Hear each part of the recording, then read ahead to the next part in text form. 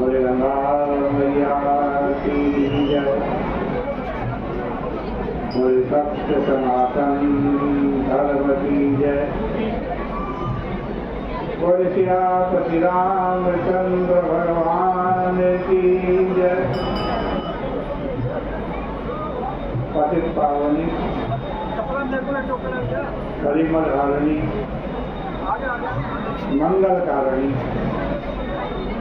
मोक्षदायी माँ गंगा मैया का ये पवित्रतम तीर्थ हरकी पैड़ी धर्मकुंड है। श्री रामचरितमानस से बड़ा सुंदर प्रसंग आप श्रवण कर रहे थे। युद्ध का प्रसंग है। मेघनाथ आया है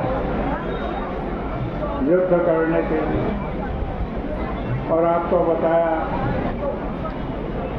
और युद्ध मैदान में आकर मेघनाथ केवल एक ही व्यक्ति को ढूंढ रहा है।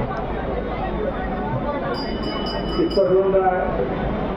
कि कहाँ विभीषण भ्राता द्रोही, कहाँ विभीषण भ्राता द्रोही, आज सब ही हटी मारहूं ओरी, आज सब ही हटी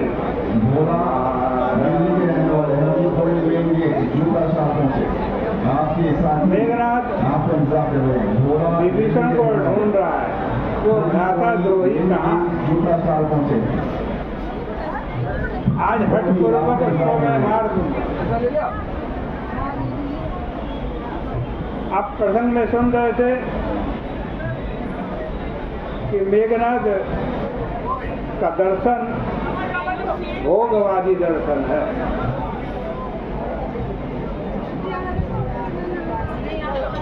उसके इस दर्शन का सार क्या है? रुक्मणी देवी एक ही वाक्य में सारा सार आता है। रुक्मणी देवी मजदूर नगर जयपुर की क्या है वो? जहाँ से मेघनाथ के दर्शन का सार है कि अपना अपना ही होता है। अपना अपना है और पराया पराया, और हर परिस्थिति में अपनों का ही साथ देना चाहिए। यह उसकी दृढ़ मान्यता है।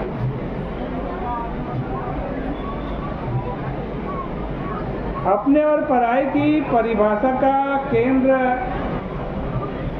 उसकी दृष्टि में शरीर है। अतः विभीषण के प्रति उसका आक्रोश अस्वाभाविक नहीं कहा जा सकता, पर इस आक्रोश के पीछे एक व्यावहारिक कारण भी विद्यमान था। वानर वाहिनी की सफलताओं के पीछे मेघनाथ को विभीषण का हाथ दिखाई देता था। क्योंकि उसे यह ज्ञात था कि विभीषण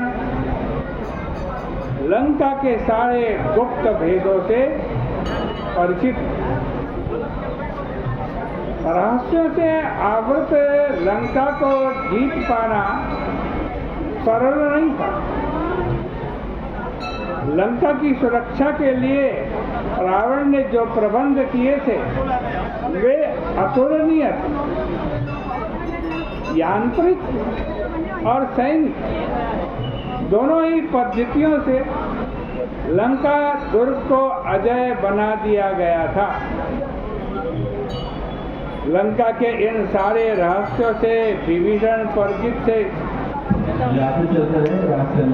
जिस चतुराई से वानर लंका दुर्ग में प्रविष्ट होकर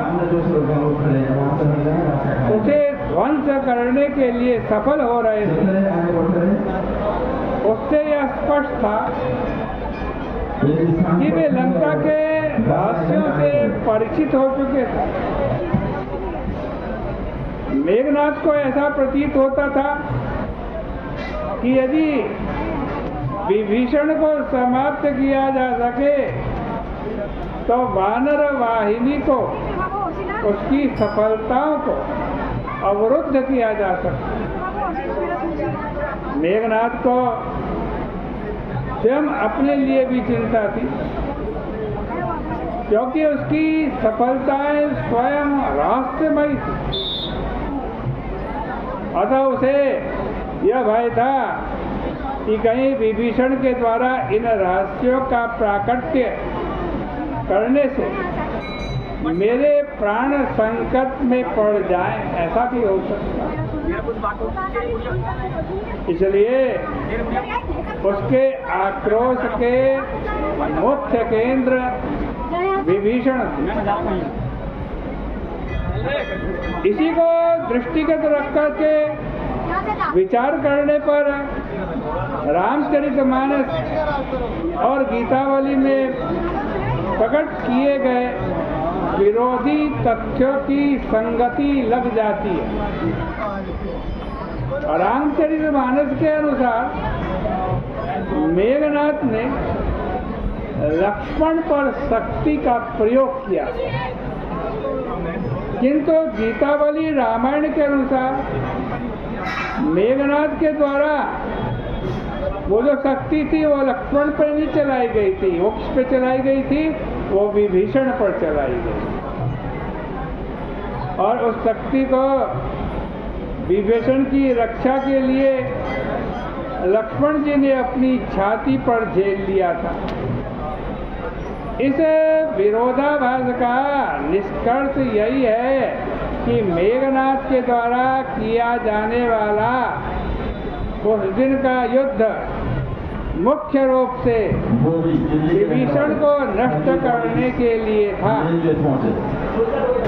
और लक्ष्मण मेघनाथ की इस मनोवृत्ति को समझकर प्रतिक्षण उनकी रक्षा के लिए आज सावधान थे। अतः शक्ति के प्रयोग को अपनी छाती में झेलकर उन्होंने श्री राम जी के सैद्धांतिक पक्ष की बात कही। इस पक्ष को लंका में उजागर करके लक्ष्मण जी के लिए केवल श्री राम ही नहीं अपितु प्रत्येक व्यक्ति जो उनके आदर्श के साथ है, राम जी के आदर्श के साथ है, उसकी रक्षा करनी चाहिए। वो रक्षणीय है, भले ही वो शत्रु का भाई क्यों न हो। यह संघर्ष केवल दो व्यक्तियों के बीच में नहीं था, यह टकराहट, इस टकराहट के अंतराल में दो दर्शनों की धारणा कार्य कर रही।